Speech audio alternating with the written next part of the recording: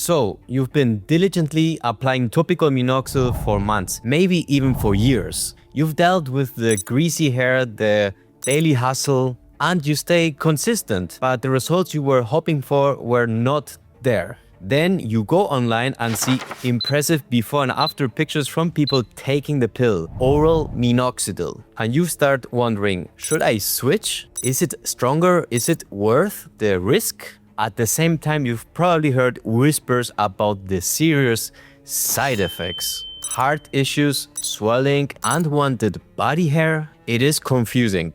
So in this video, we are cutting through the hype. I'm going to compare directly oral to topical minoxidil, how they work, how effective they are really, and what the actual risks look like, so you can make a rational decision. First, a quick piece of context. Minoxidil's role in hair regrowth was actually by accident.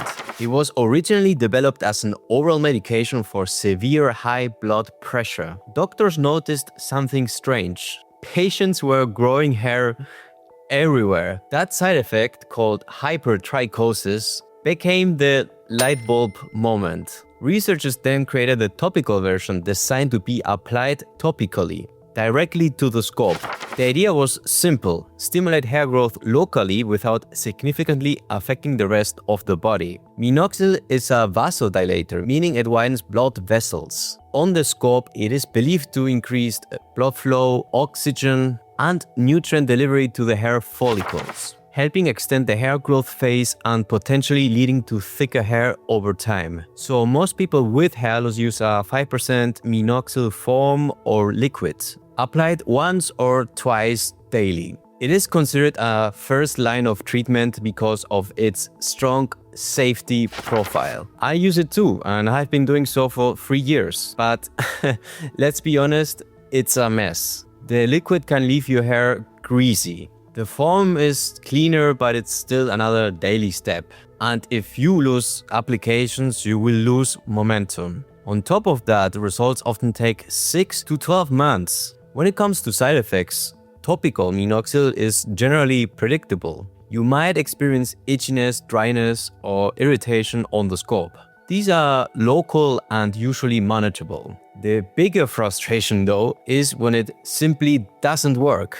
And this is where things get interesting. Whether topical minoxidil works on you often depends on an enzyme on your scalp called sulfotransferase. Your scalp needs enough of this enzyme to convert it to its active form, minoxidil sulfate. But like everything in life, genetic determines how much you have of this enzyme in your scalp. If levels are too low, you might be what's called a non-responder. And studies suggest that only about 30 to 40% of users see significant visible improvements. That is lower than most people expect. This brings us back to the original form of the drug, the oral pill. Its popularity has exploded for two main reasons: convenience and consistency.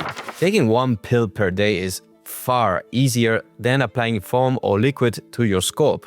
And better adherence usually means better long-term results. But convenience isn't the only appeal. When you take minoxidil orally, it is converted to its active form in the liver, which has plenty of sulfotransferase enzyme. That active compound then circulates throughout your body, including your scalp. In theory, this bypasses the non-responder issue that happens at the follicle level. And that's why oral minoxidil is so tempting for those people that didn't see any results with the topical version. Now, let's directly compare them. There's a lot of hype online suggesting that oral minoxidil is much more superior than topical minoxidil. But when you look at the actual data, the story is much more balanced. A 2024 double-blind study compared 5 mg oral minoxidil to 5% topical minoxidil. Oral minoxidil was not superior. The oral group showed slightly better improvement at the crown area, but there was no significant difference at the frontal scalp. In other words, oral minoxidil is roughly comparable, not a miracle upgrade. Its main advantage is that it can still work for those people that didn't see any results with the topical version. This leads to the most important difference: side effects. With topical minoxidil, side effects are typically just limited to the scalp. Itchiness, redness, and flaking. Annoying? Yes. Dangerous? Rarely. With oral minoxidil, the drug is systemic. That means it affects the entire body. The most common side effect is hypertrichosis, extra hair growth on the face or body. In one study, nearly half of men taking 5 milligrams of oral minoxidil experienced this side effect. There's also fluid retention, which can cause swelling in the ankles and legs. Because minoxidil was originally a blood pressure medication, it can also cause lightheadedness, dizziness, or an increase in heart rate. In rare cases, more serious complications like pericardial effusion, which means fluid around the heart, can occur. That is why the medication carries a black box warning in its original high-dose form. Now, it is important to add context. Dermatologists who prescribe oral minoxidil for hair loss usually use a low dose, often 1.25 milligrams to 2.5 milligrams, to reduce risks while maintaining effectiveness. Side effects are dose dependent. The more you take, the more side effects you will get. But the systemic nature of the drug still matters. If we talk purely about adherence and lifestyle, oral minoxidil clearly wins. One small pill a day is far simpler than having to use the topical version, which is really annoying. And consistency is critical in hair loss treatments. If you're finding this breakdown helpful, consider subscribing.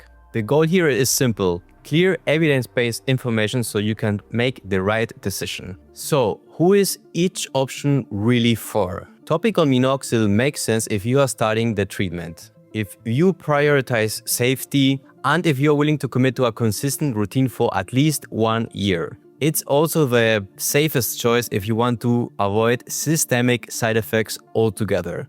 I will leave a good minoxidil brand I personally use down below in the description. Oral minoxidil may be worth discussing with a doctor. If you have used topical minoxidil correctly for 6 to 12 months without any meaningful results, or if you can simply not tolerate scalp irritation. But this is critical. You should only consider oral minoxidil if a doctor has confirmed that you have no underlying cardiovascular issues or any other health risks. And that brings us to the final point. There is no universal best option. Oral minoxidil is not a miracle drug. Clinical studies suggest that its effectiveness are comparable to topical minoxidil. Its real advantages are its convenience and the ability to help some non-responders. But that convenience comes with a systemic risk, from unwanted body hair to rare but serious heart-related complications. The trade-off is real. Ultimately, the decision to switch to oral minoxidil is a medical one. It should be made with a qualified doctor that can assess your health. Prescribe an appropriate dose like 1.25 milligrams or 2.5 milligrams and monitor you properly. The hype online is strong, but your long-term health matters far more than your faster convenience. Thanks for watching. If you found this video useful, you should watch this one next about the best topical minoxidil for hair regrowth. Until next time, I wish you a happy hair journey. Bye.